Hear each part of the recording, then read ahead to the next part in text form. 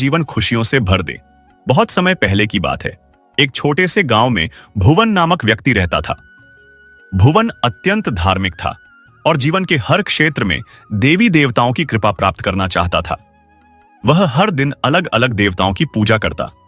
सोमवार को भगवान शिव, मंगलवार को हनुमान जी, बुधवार को गणेश जी और इसी प्रकार हर दिन किसी न किसी देवता की आराधना करता। भुवन का यह मानना था कि सभी देवी देवताओं की पूजा करके वह अपने जीवन के हर क्षेत्र में सफलता और सुख प्राप्त कर सकेगा। लेकिन उसकी साधना में एक समस्या थी। वह किसी भी देवता की पूजा में पूरी निष्ठा और एकाग्रता नहीं लगा पाता था। एक दिन भुवन ने महसूस किया कि उसकी साधना का कोई परिणाम नहीं आ रहा है। न तो उसकी आर्थिक स्थिति सुधर रही थी, न ही उसके जीवन में शांति थी। भुवन ने निराश होकर सोचा, मैं इतनी श्रद्धा से हर दिन अलग अलग देवताओं की पूजा करता हूं, फिर भी मेरा जीवन सुखी क्यों नहीं है? इस प्रश्न का उत्तर पाने के लिए भुवन ने एकांत में जाकर भगवान शिव का ध्यान किया। उसने पूरी श्रद्धा से भगवान शिव से प्रार्थना की, हे महादेव, कृपया मेरी समस्या का समाधान करें। क्या मेरी पूजा विधि में कोई त्रुटि है? भुवन की सच्ची प्रार्थना सुनकर भगवान शिव प्रकट हुए। उन्होंने मुस्कुराते हुए पूछा, वत्स, क्या समस्या है जो तुमने मुझे पुकारा? भुवन ने सिर झुकाकर कहा, हे महादेव, मैं सभी देवी देवताओं की पूजा करता हूं, फिर भी मुझे सुख और शांति क्यों नहीं मिलती?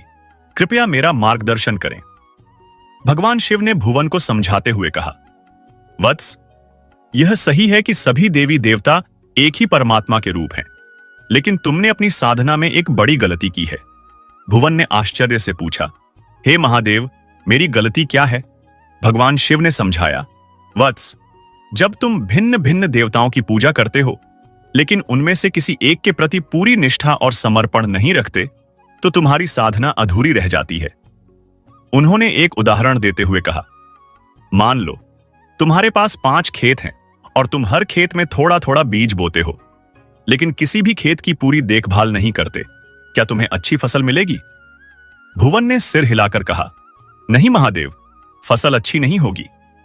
भगवान शिव बोले, यही नियम साधना पर भी लागू होता है। जब तुम किसी एक देवता को अपना आराध्य मानकर उसकी पूजा में पूर्ण निष्ठा से लीन हो जाते हो, तब तुम्हें उस देवता की कृपा प्राप्त होती है। अन्य देवी देवताओं की पूजा करना गलत नहीं है, लेकिन तुम्हें यह समझना होगा कि सभी देवता एक ही ब्रह्म के विभिन्न रूप हैं।